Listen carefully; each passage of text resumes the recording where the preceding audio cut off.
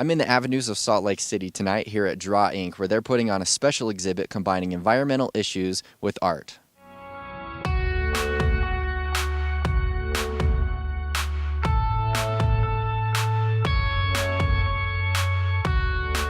Tonight is the opening of our show Breathe, which is a show about the inversion and air quality in especially Salt Lake Valley, but other parts of Utah have issues with it as well. Tonight is the opening, so we have Elizabeth, the artist, with us today, and we have members from Heal Utah, who we partnered with on this show. And the artwork displayed is obscured landscapes. So it's basically landscapes of Salt Lake, but obscured through the lens of pollution and inversion. So I've been making landscapes of Utah, specifically like Great Salt Lake, for over 10 years. I was thinking about my next series.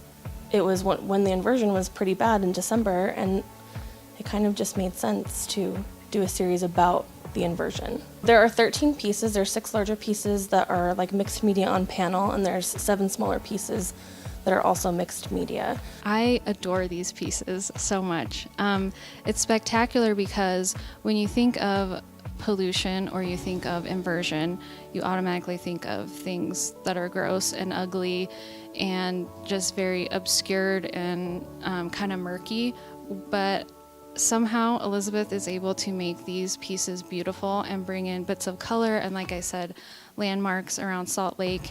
And so they're gorgeous pieces, but they're also such a big part of being socially active and bringing a bigger message to the viewers. It's connected to Heal because one of the issues that we work on is air quality. So it's kind of a nice combination of artists promoting the same ideas that activists are promoting and kind of building awareness. During the inversion months, when it's really pretty bad, especially in the winter, the cold air really traps the inversion down into the valley, and it's very thick, very kind of gray, gritty. You can almost feel like you can taste it. Sometimes the pollution will be so concentrated. It's really kind of this dense, thick pollution that we just live in this kind of bowl of.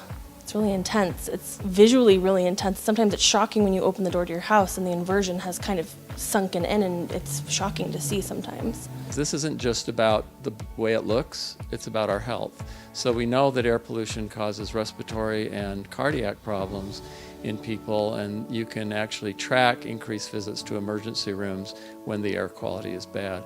So it's more than just about we don't like the way it looks, or it smells bad, or we don't like chemicals around us. It makes us sick.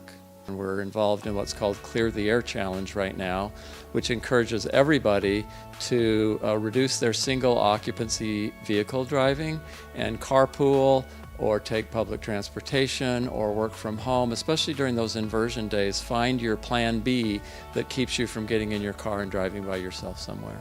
And there's things we can do in our homes, insulation. There's just new products coming out all the time that help us reduce our carbon footprint and our pollution.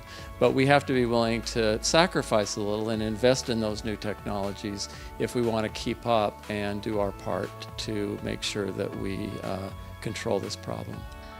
It affects all of us, whether people are aware of it or not. We have basically all of our information is on our website, drawinc.org. For more information on Draw Inc. or Heal, you can visit them at their websites. I'm Tyson Haskins. More PCTV reports right after this.